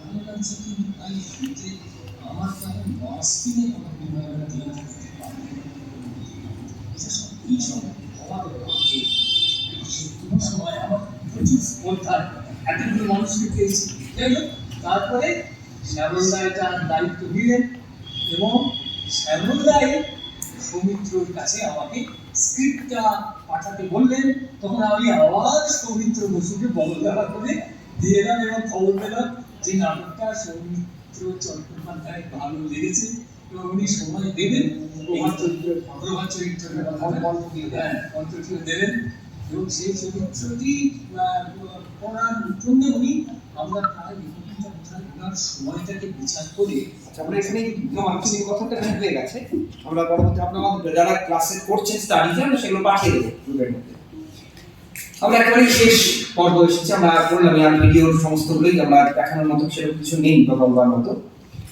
এখন এই যে জীবনানন্দ স্টাডিজ আমরা শুরু করলাম আমার আজকে সকালবেলা মনে পড়ছিল যে জীবনানন্দ চর্চার যে আমার বাড়িতে যেটা শুরু হয়েছিল সে দিনটি ছিল 6 ফাল্গুন 1400 সাল এবং আজকে 6 ফাল্গুন 1431 বছর সেই প্রথম শুরু হয়েছিল 20 বছরের পরে 31 বছর পর জীবনানন্দকে নিয়ে আমরা প্রাতিষ্ঠানিক একটা উদ্যোগে নিলাম এবং তখন সেই অনুষ্ঠানে এসেছিলেন প্রদ্যুম্ন মিত্র নাম লেখাও রয়েছে এবং সেই সময়ের আমার সই এটা আমি লক্ষ্য করছিলাম কালকে 5 নম্বরে আমার সই তারিখ 6 ফাল্গুন 1400 সেই বয়স থেকে আমি আজকে যেটা করতে পারলাম এবং বিশ্ববিদ্যালয় আমাকে সেই পরিসরটি দিল তার জন্য আমি অসম্ভব কৃতজ্ঞ এবং আমার সহকর্মীরা যে আমাকে এইভাবে সহযোগিতা করেছে এবং একের পর এক সভা যেগুলো হয়েছিল এবং সবই ব্যক্তিগত সভা তার রেকর্ড আমাকে রাখতে হয়েছে নানা কারণে এবং সেখানে পরিকল্পনা ভাবনা ফাইল ফোল্ডার এগুলো সব তখন হয়েছিল তো আমরা আমাদের এই অনুষ্ঠানের যে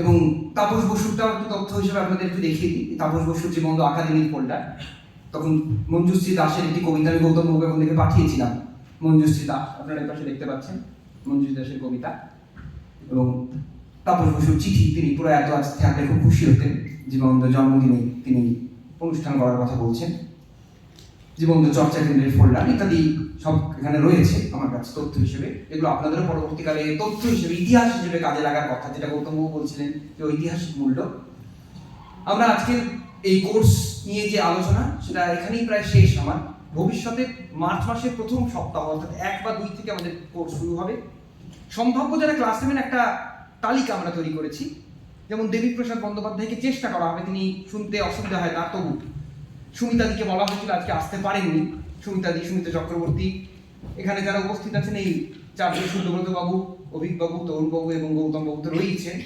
জহর সেন মজুমদারের সঙ্গে যোগাযোগ করা হবে অবশ্যই সাথী গুহ আজকে আসতে পারেনি হায়ার এডুকেশন কাউন্সিলের মিটিং এর কারণে পল্লব সেনগুপ্ত চন্দ্রমল্লী সেনগুপ্ত যদি পাওয়া যায় স্নেহাশিস পাত্র যে ফোন নাম্বার আমাকে দিয়েছিলেন গৌতম বাবু সে number out of service Subodh babu বলেছেন নেবেন জয় গোস্বামীকে অনেকবার বলেছি তিনি যদি রাজি হন ভাবছেন এখন বলছেন আমার শরীরটা ভালো নেই এত বয়স হয়েছে যে এই সময় একা একা নিতে চাইছি না ইত্যাদি শিবাজী বন্দ্যোপাধ্যায়ের সঙ্গে যোগাযোগ করবো আমরা আমাদের গবেষক সায়ন্তন আছে, বিদেশেও কাজ করছে, জেমস জয়েস এবং জীবনানন্দ নিয়ে কাজ করেছে, গবেষকদের মধ্যে ও রয়েছে।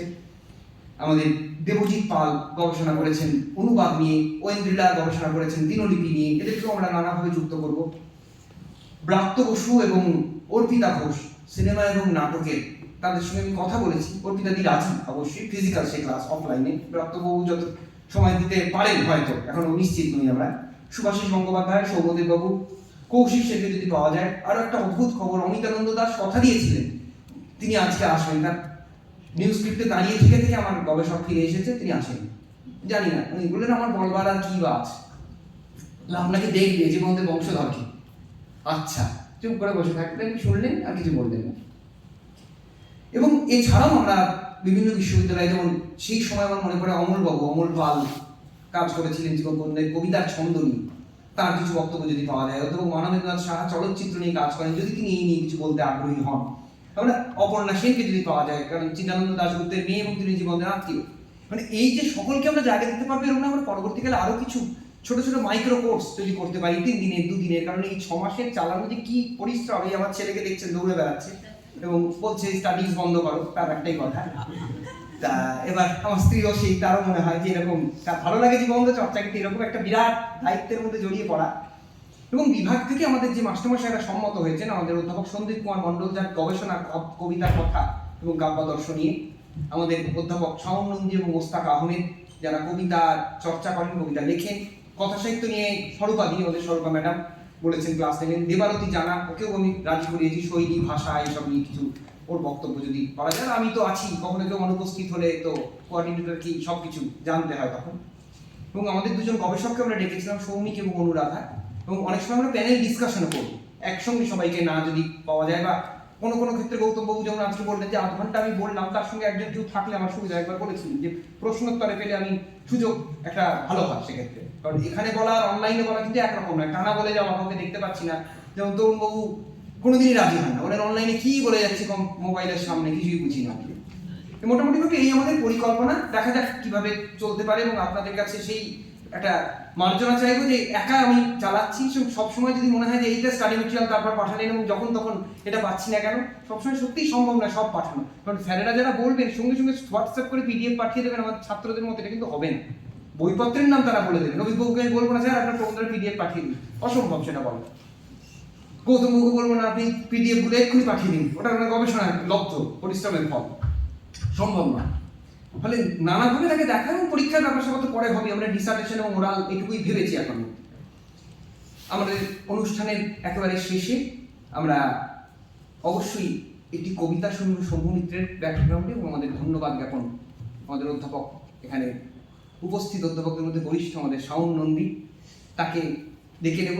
এবং শাওনদার কথা আমার মনে পড়ছে যে আমরা প্রথম যেদিন জীবনানন্দের লেকচার সিরিজ শুরু করি, সেই দিন আমরা ওই লাবণ্য দাসের যে মানুষ জীবন থেকে একটা অংশ দেখিয়েছিলাম স্ক্রিনে, এবং সেইখানে সেই যে বিখ্যাত লাইন যে জীবনানন্দ সম্পর্কে লাবণ্য দাসের যে উচ্চারণ ছিল, যে তিনি বলছেন যে আমাকে আমার মানে স্বামী, তিনি বলছেন যে তোমায় গান শোনাতে হবে, এবং ফুলশয্যার রাতে সেই কোন গান না, ফুলশয্যার রাতে সেই গান যে গানটা হচ্ছে জীবন ও মরণের সীমানা ছাড়াই বন্ধু হে আমার রয়েছে দাঁড়ায়। এটা স্ক্রিনে আরেকবার এখানে দেখাতে চাইলাম। এবং তারপর জীবনের কথাটা তিনি বললেন, জীবনের শুভ আরম্ভেই তো এই গান গাওয়া উচিত এবং শোনা উচিত। সে গানটি শাওনদা গিয়ে শুরু করেছিল সেই অনুষ্ঠান, এবং সেটা খুব ইউনিক একটা শুরু আমরা চেষ্টা করেছিলাম। পরের অনুষ্ঠানে আমরা রেখেছিলাম সুরের আগুন, আরেকটি আমরা শুনিয়েছিলাম সুরের আগুন। জীবনানন্দ যে সেই চিঠিতে লিখেছিলেন আপনার কবিতায় সেই সুরের আগুন রবীন্দ্রনাথ প্রসঙ্গে, আমরা সেই গানগুলো খুঁজে খুঁজে শুনিয়েছিলাম। আজকে তো আমরা জীবনানন্দ সঙ্গীত সহায়িনীর কাছে শুনে ফেলেছি।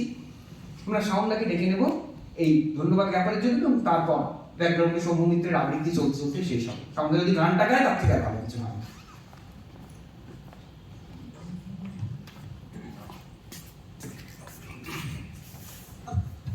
অনেকক্ষণ ধরে অনুষ্ঠান চলেছে, বেশি কথা বলার অবকাশ নেই। সকল লোকের মাঝে বসে আমার নিজের মুদ্রা দোষে আমি একা হতেছি আলাদা। আমার চোখে শুধু ধাঁধা, আমার পথেই শুধু বাধা। জন্মিয়াছে যারা এই পৃথিবীতে সন্তানের মতো হয়ে সন্তানের জন্ম দিতে দিতে, যাদের কেটে গেছে অনেক সময়, কিংবা আজ সন্তানের জন্ম দিতে হয় যাহাদের, কিংবা যারা পৃথিবীর বীজ খেতে আসিতেছে চলে জন্ম দেবে বলে, তাহাদের হৃদয় আর মাথার মতন আমার হৃদয় নাকি, তাদের মন আমার মনের মতো নাকি, তবু কেন এমন একাকী, তবু আমি এমন একাকী। আমরা কেন জীবনানন্দকে জীবনানন্দকে নিয়ে চর্চা করার দরকার অনেকদিন ধরে অনেকে মনে করেছেন, তরুণ বাবু একটু বলেওছেন। আমরা পড়বো একজন, হ্যাঁ এটা তো ঠিকই যে রবীন্দ্রনাথ পরবর্তীকালের বাংলার শ্রেষ্ঠ কবি। তার ব্যক্তিগত জীবনে যে টানাপোড়েন, তার মানসিক জটিলতার যে নানা স্তর, সেইগুলোকে চেনার কারণে আমাদের জীবনানন্দকে পড়তে হবে। আমরা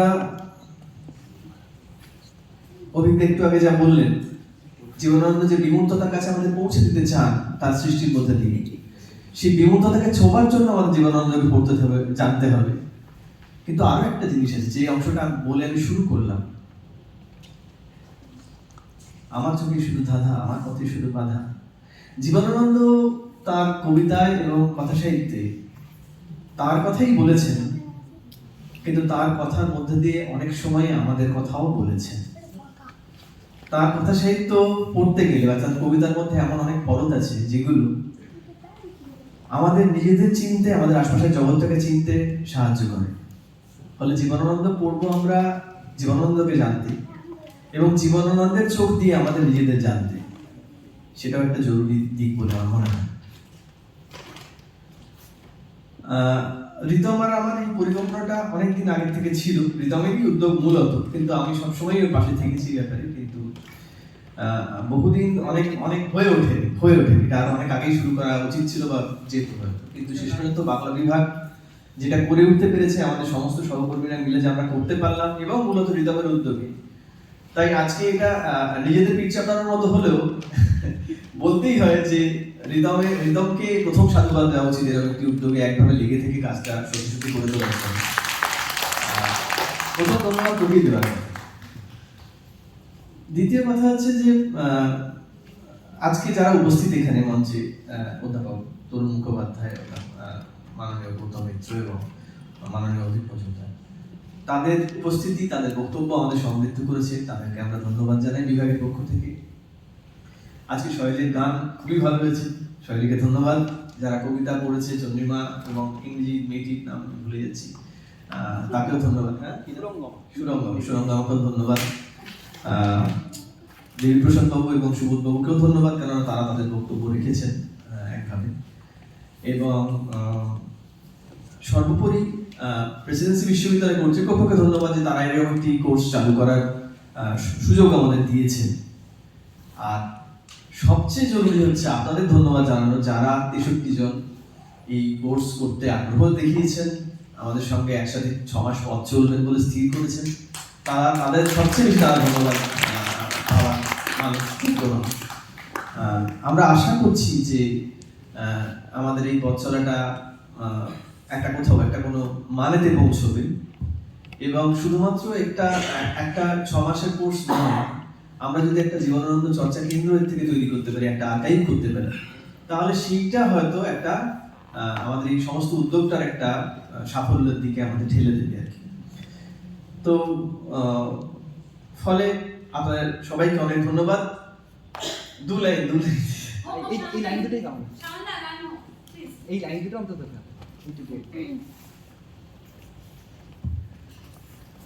জীবন মরণের সীমানা ছাড়ায়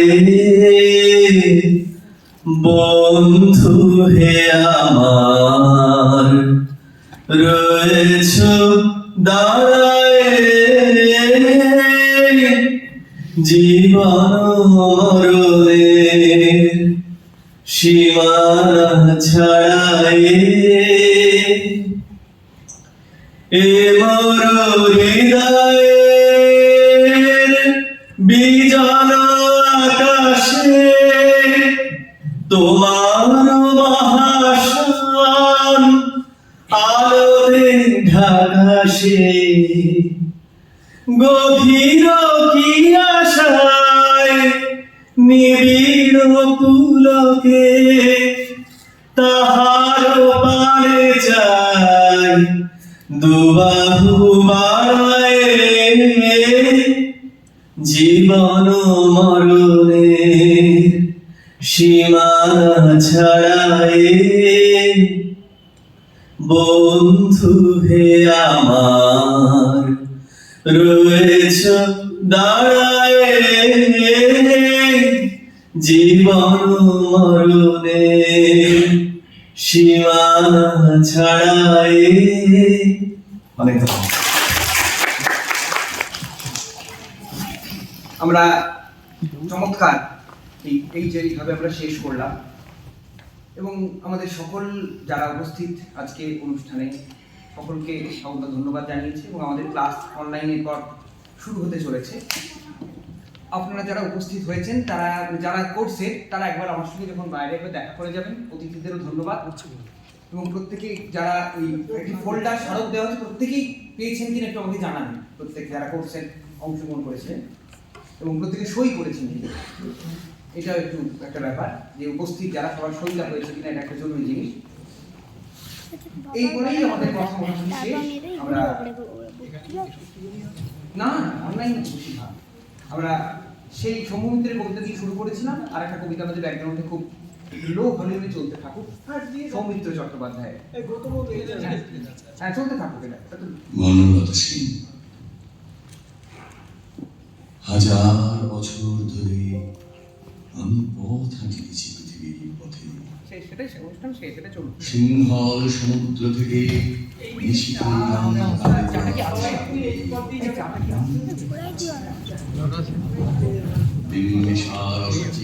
ঘুরবে না এখন লক হয়ে আছে।